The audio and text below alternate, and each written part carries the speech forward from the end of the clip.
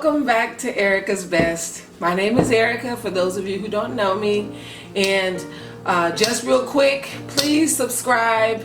Please hit the notification bell. And if you like this video, give me a thumbs up. This week is bread week. Yay! I love making homemade bread. It is absolutely my favorite thing. I love bread. All types of bread products.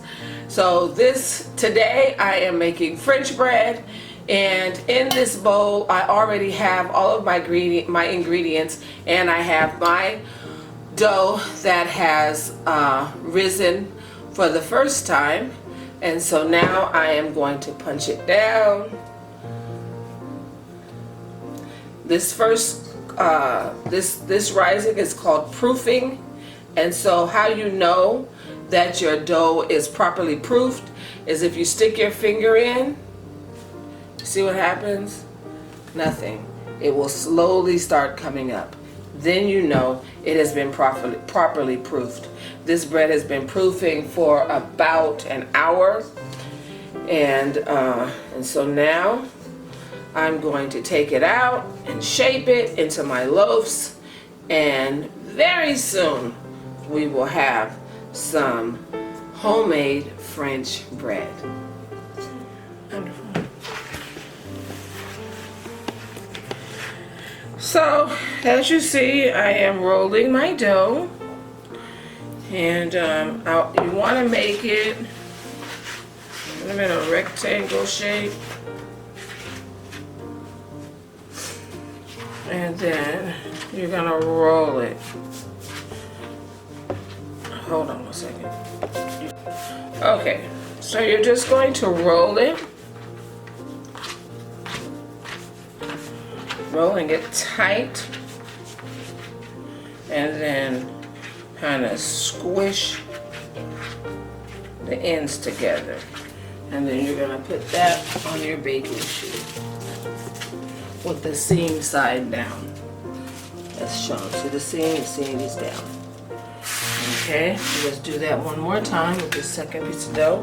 This recipe yields 2 loaves of the best French bread you ever want to see.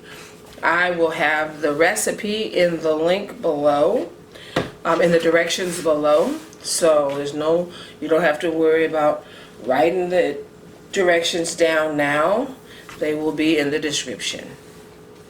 So just gonna roll it out.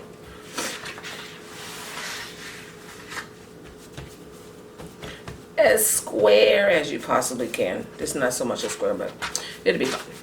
So you're gonna roll it up, squish the ends, and then put it on your baking tray. And then you are going to leave it on your baking tray. I'm going to put a piece of parchment paper over the top. You're going to leave this on your baking tray again for about an hour while it proofs its second rise. And while you're doing this, while this part is happening, you want to preheat your oven at 375, and by the time this is ready, your oven should be completely preheated. Hi, welcome back. So here you can see the bread has risen for this second proofing, and I'm just gonna brush it with a little beaten egg with a little bit of water, about a tablespoon of water. So I have 1 egg with about a tablespoon of water, and I'm just gonna brush that on top, and that's just gonna give a golden color to the top of the bread. You want to be careful to not allow it to leak down the sides. You just want to brush it on pretty good and into these little cracks, but not let it drip down too much. I mean, if it does, it's not going to kill your bread, but it will make it stick a little bit to the paper. So you just want to brush it on very good, making sure it's all covered, both loaves. And I will turn it around to the other side to make sure I have it coated very well on both sides. So I picked up this little thing right here, so handy to brush on things at the 99-cent only store. So you can find some pretty good little things to help you to be a little bit better in the kitchen, a little bit more efficient. And so now I'm going to turn the tray around just so I can get both sides egg. This is called putting on an egg wash. So to make sure both sides are equally egg washed. My oven has been preheating now during this process of the second rise. And so now I'm going to put my bread in this hot 375 degree preheated oven, and it should take between 20 and 25 minutes to be ready. And welcome back to Erika's Best. And here is my French bread just out of the oven. I've let it sit out here for a few minutes just to cool down a little bit so I can take a taste. So here I'm going to cut into it.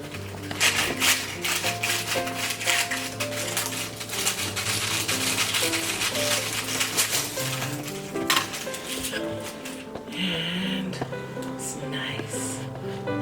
All the way cooked through. And I'm just going to take a little pat of butter to try it out.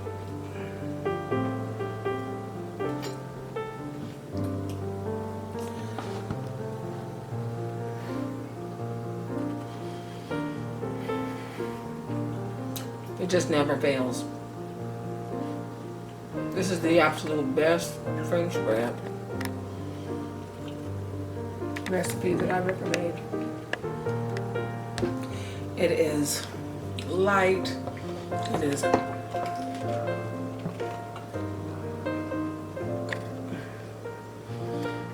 has a nice crust.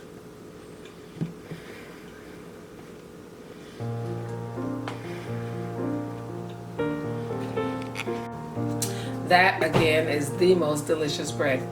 Now you want to keep this on your countertop. You don't want to put this in the refrigerator because putting bread in the refrigerator does speed up the effects of going stale. So you want to keep this on the counter and it will stay fresh in a Ziploc bag for 3 to 5 days.